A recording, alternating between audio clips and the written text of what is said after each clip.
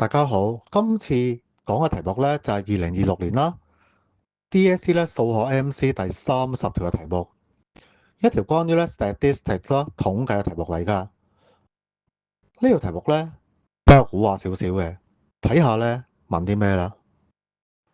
Consider the following integers，考慮翻呢以下整數啦：4、7、7、7、8、11、11、13、x 同埋 y。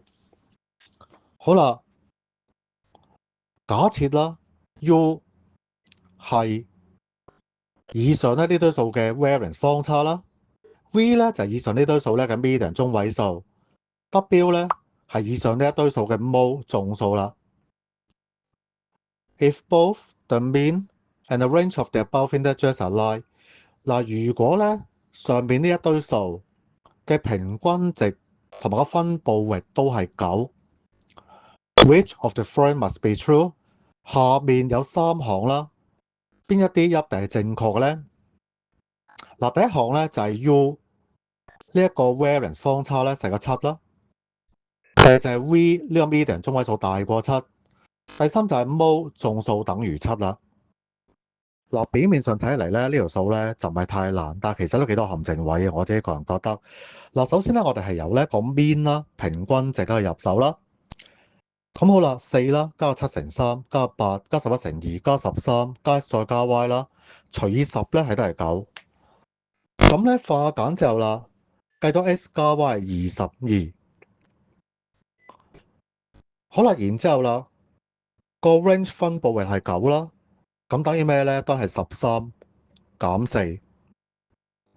嗱，換句話講，我有結論啦 ，x 同埋 y 都係介乎喺咧4到13之間，咁都可以等於寫開都係13啦。嗱，然後做啲咩咧？我係透過 x 加 y 係22咧，列一個表出嚟啦。嗱，如果 x 係4 y 係18，x 係5 y 係17，x 係6 y 係16，x 係7 y 係15，x 係8 y 係14。嗱，雖然係達到 x 加 y 係22嘅要求啦，但係咧 y 咧全部大過13啊，所以冇可能啦。好啦，如果 x 係9 y 係13，咁咧可以嘅。咁個 mode 總數咧，即係 W 咧係7啦。如果 x 係10 y 係12，都係得啦。咁嘅情況底下咧，mode 總數 W 咧都係7。嗱，留意啦 ，x 同 y 都可以同時間都係11嘅。當呢個情況出現嘅時候咧 ，W 呢個總數咧會係11嘅。換句話講咧 ，W can be 7 or 11，總數咧可以係7或者11，所以第三個選項咧係錯嘅。跟住啦，我係睇睇當 x 係9 y 係13嘅時候，呢一堆嘅數據變成啲咩咧？就係4、7、7、7、8、9、11、11、13、13。嗱，median 中位數 V 係得嚟咧，第5個數8啦，加第6個數9啦，再除以2係8.5。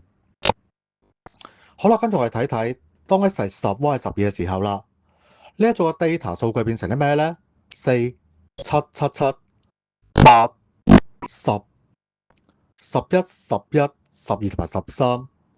所以 median 中位數 V 咧就等於咧8加10 over 啦，係9。好啦，當 x 同埋 y 都得11嘅時候點啊？呢一組數咧變咗做4、7、7、7、8，跟住咧有4個11啦，同埋13。咁啊 median 咧中位數 V 咧係得嚟咧8加11再 over 啦，計到9.5。所以啦，呢個中位數咧 V 咧一定係大過7啦。所以第二項咧係啱嘅，所以答案咧係 B 啊。我哋咧會繼續咧拍埋咧其他咧題目咧嘅 solution 嘅，歡迎咧大家咧訂閱咧我哋嘅頻道啦，同埋 share 咧出去咧俾身邊嘅朋友啦，多謝大家。